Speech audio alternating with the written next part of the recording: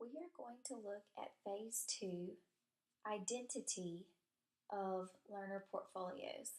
So in phase one, the focus was on the what, why, how, and creating a concept map. Phase two, called identity, we're going to take a look at the learner themselves and really focus on things that are important to them and for them to brainstorm some basic design concepts leading into phase three. For Google Sites for older learners and younger learners, Seesaw. You're going to start. You're going to need the handout for this. And if you print it on the front and the back, it's really easy. You're going to need pencils to write with and maybe some post-it notes. So now, for this session, it's going to be best if you can group the kids into small groups with one adult or lead learner, and you're going to just discuss. You want them to use that concept map that they created during phase one and really encourage them to brainstorm. There's no such thing as a bad idea. The more you talk, the better. You're not criticizing each other. You're just really sharing with others and kind of piggybacking off of each other, brainstorming. That's the whole idea of this. You want the focus to be on their identity, and by having the focus on their identity, they're going to be able to brand themselves and kind of relate to other learners in their group, and they're going to need to work through and pick out the most important topics to them before they move forward.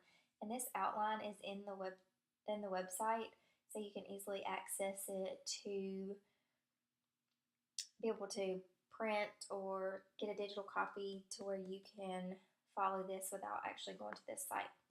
After that, you're going to go back whole group, and whole group, you're going to, as a class, share some changes you made, as well as go over the directions for your next discussion after you've shared some out with the class.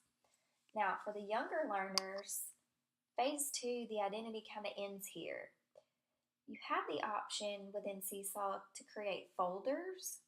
So you do have the option to allow your learners to brainstorm together and use some of those ways that they branded themselves and their identity. And maybe you can make categories out of those and then make those categories folders for them to be able to put stuff in, such as music or art. Make them very broad, but let the kids come up with these. That's an option, or if you're sticking to just a feed, however you're doing that. Now for my C6 and C10 through C10 learners, you're going to go on to the next part. So we're going to break back up into small group discussion, and you're going to think, pair, share within your groups tabs that you would want to be on your Google site. So on ours, we have home, phase one, phase two, phase three, phase four, and you can see these are other tabs available as well over here on the side. As I do that, jot them down in post-it notes, look at the choices as you're walking around, add things that they come up with, but they should be learner specific. So the categories are actually what are going to become the tabs on the navigation bar of their Google site. You'll have some mandatory categories that you as the lead learner will come up with, or community, grade level, and those will be things that they have to have there listed. If they're not there, then that's a problem. And then you kind of open it up to where they have choice. And it's all about giving them choice, deciding on some labels, and what they could potentially put into those tabs and labels that they've created. So after that, you go back whole group. Everybody shares some titles. You open up the discussion again. You talk about things. Who are you? Take time to write it down. Small group. After that, you design on paper. Kind of start talking and again, just bouncing ideas, colors, themes, pages, how you want things to look. All of that happens within your small group before you finish phase 2.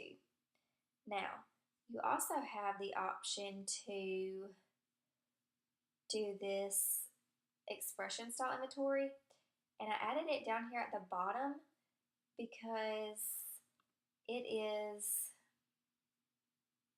very easy, nothing difficult, but might help them in trying to determine what categories and labels that they might could give, as this will allow them to really be able to focus on themselves and figure out who they really are and what they really like to be able to identify themselves as.